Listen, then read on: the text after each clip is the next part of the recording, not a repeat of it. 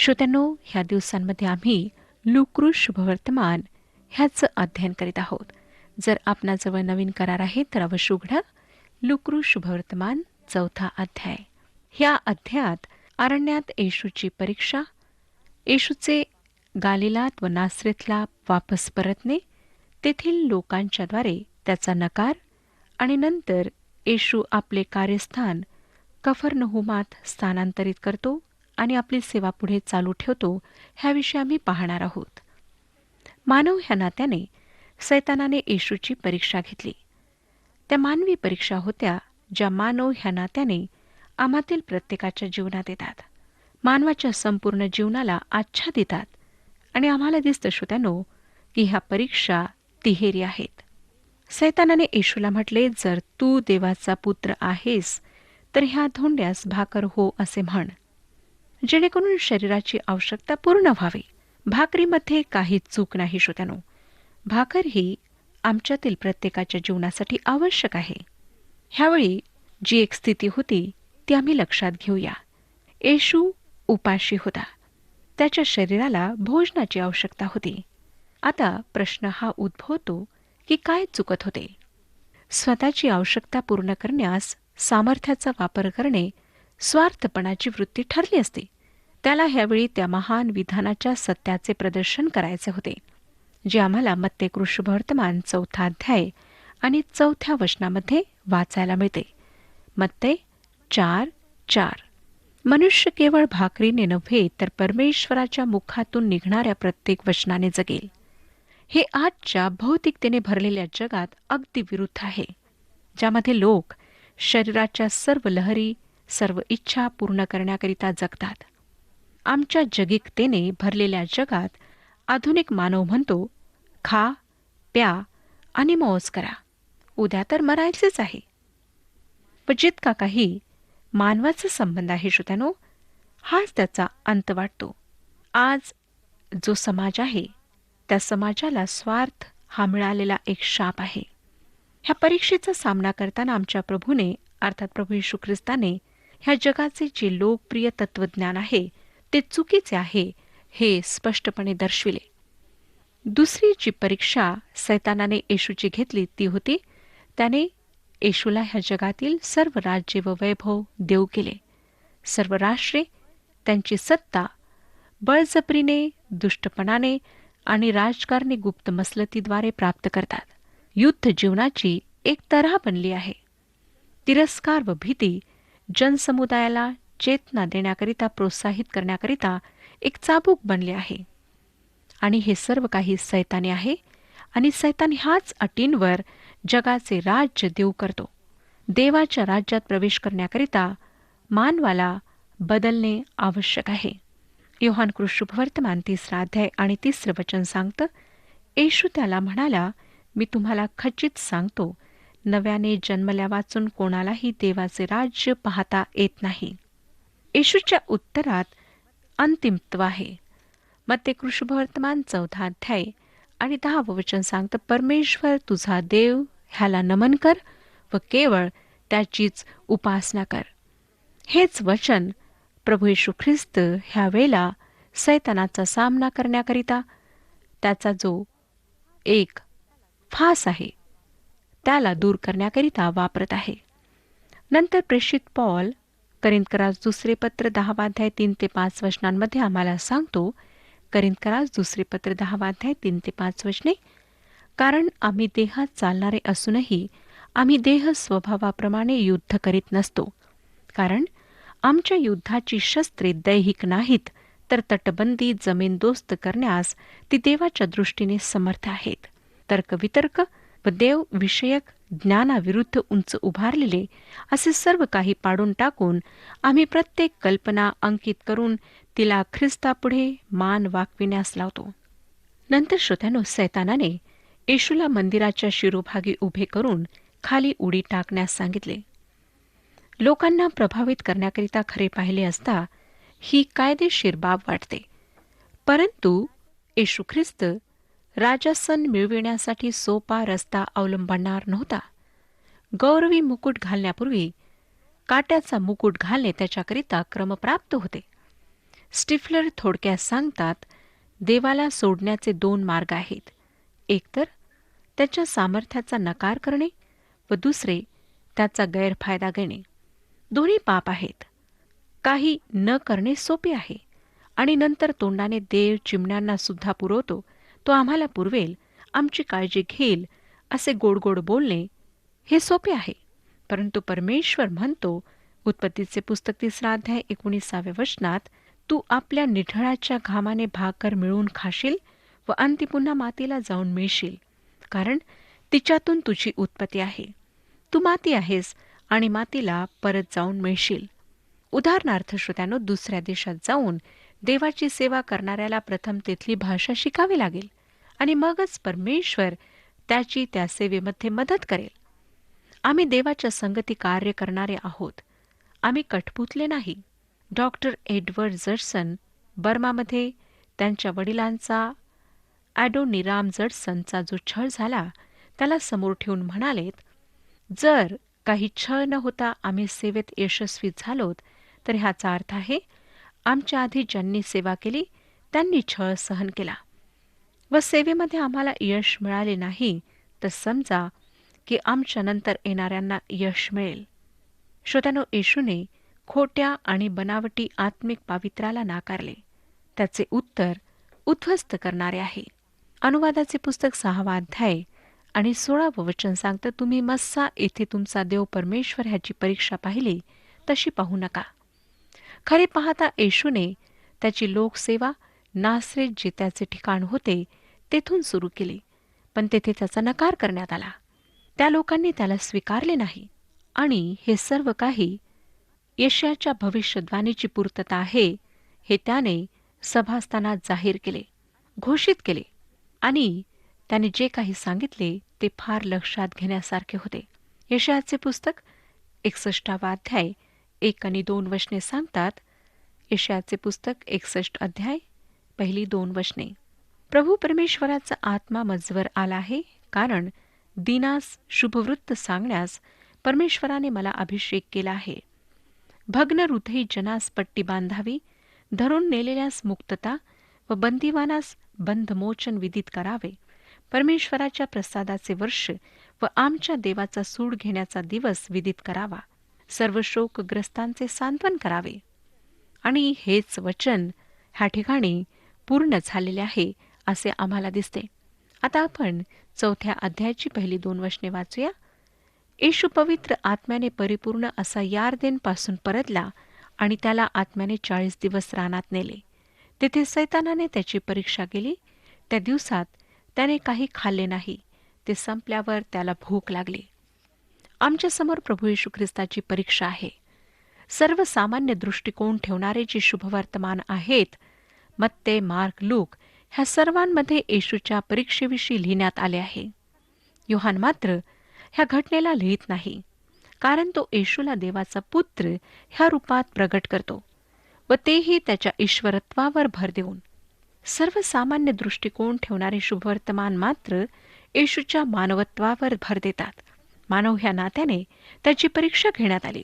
Lecornu शुभवर्तमानात त्याला मानवाचा पुत्र म्हणून सादर करण्यात आले आहे. लुक्रू शुभवर्तमान 3 अध्याय 38 वचन, तो अनुषाचा, तो शेथाचा, तो आदामाचा, तो देवाचा पुत्र. ही मरीची वंशावळी आहे जी येशूच्या घराण्याविषयी शोध घेत आदामापर्यंत पोहोचते. आदामाचा पुत्र म्हणून ही सरळ त्याला वंशाच्या सुरुवातीला नेते, ज्या वंशाचे आम्ही सुद्धा सदस्य आहोत. मानवाप्रमाणे प्रभू येशू प्रत्येक बाबतीत पारखला गेला, तरी सुद्धा श्रोत्यानो, तो पाप विरहित होता. आमच्या प्रभूच्या परीक्षेच्या बाबतीत भीतीदायक व भयानक अंधकार आम्हाला आढळतो, जो एक भयंकर गूढ आहे.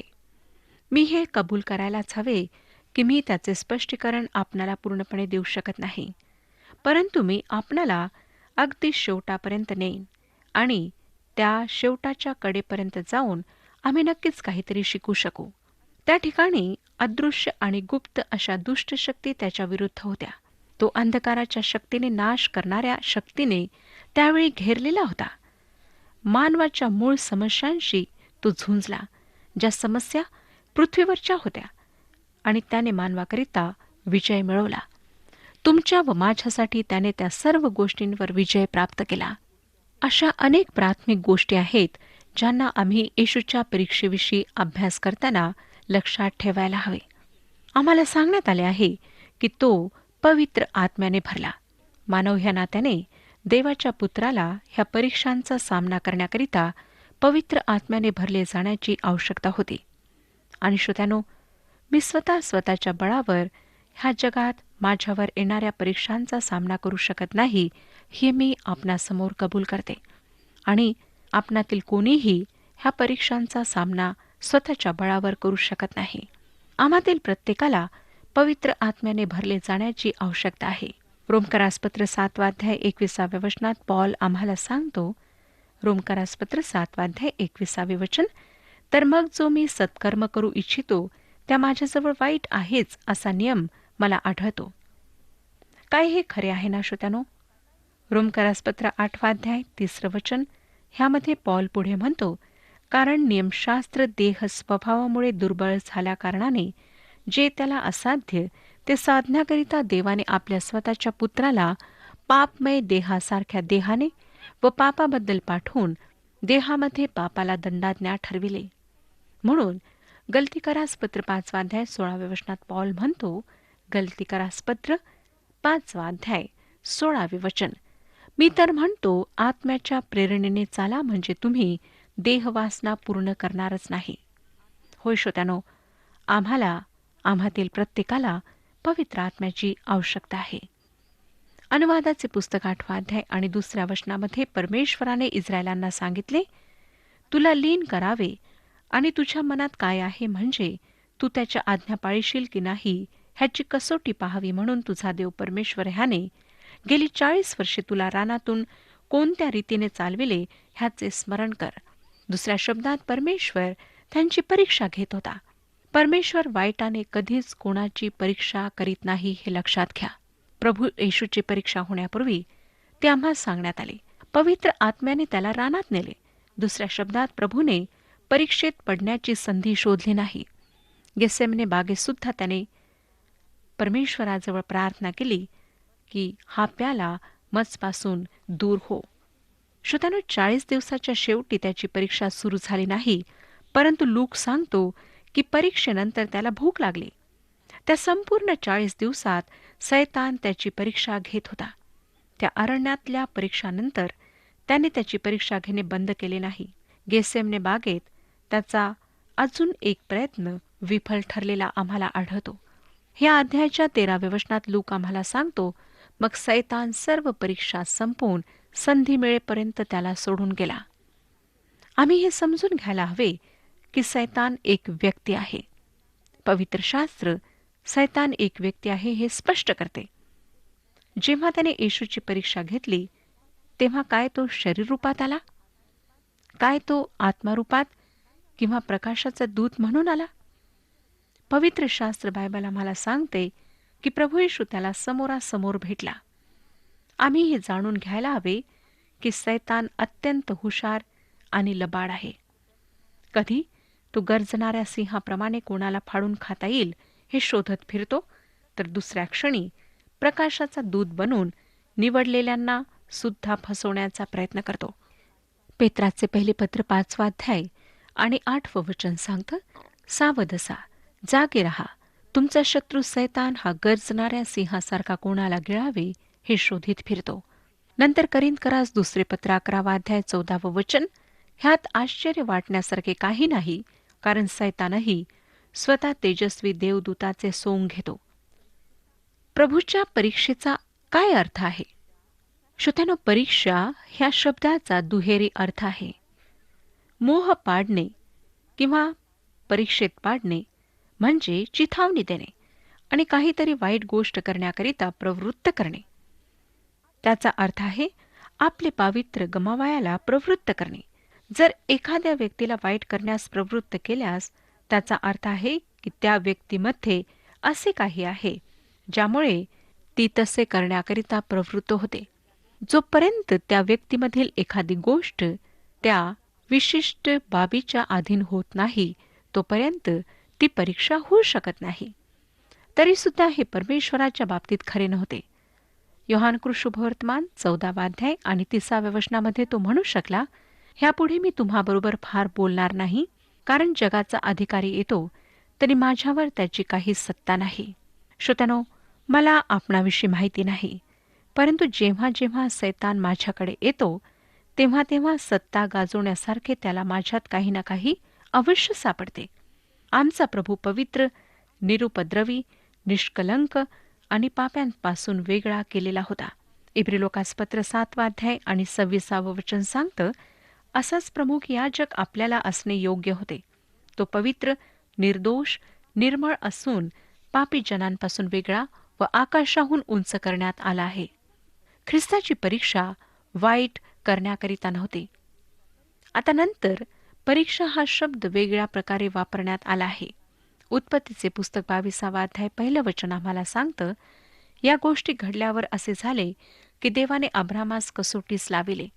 त्याने अब्रामा अशी हाक मारिली, तेव्हा अब्राम म्हणाला, काय आज्ञा? परमेश्वराने अब्रामाची परीक्षा घेतली नाही, त्याने अब्रामाला कसोटीस लावले. तसेच त्याने अरण्यात इस्रायलाला 40 वर्षांपर्यंत पारखले. प्रश्न हा उठतो की काय ख्रिस्त ह्या परीक्षेत पडला असता?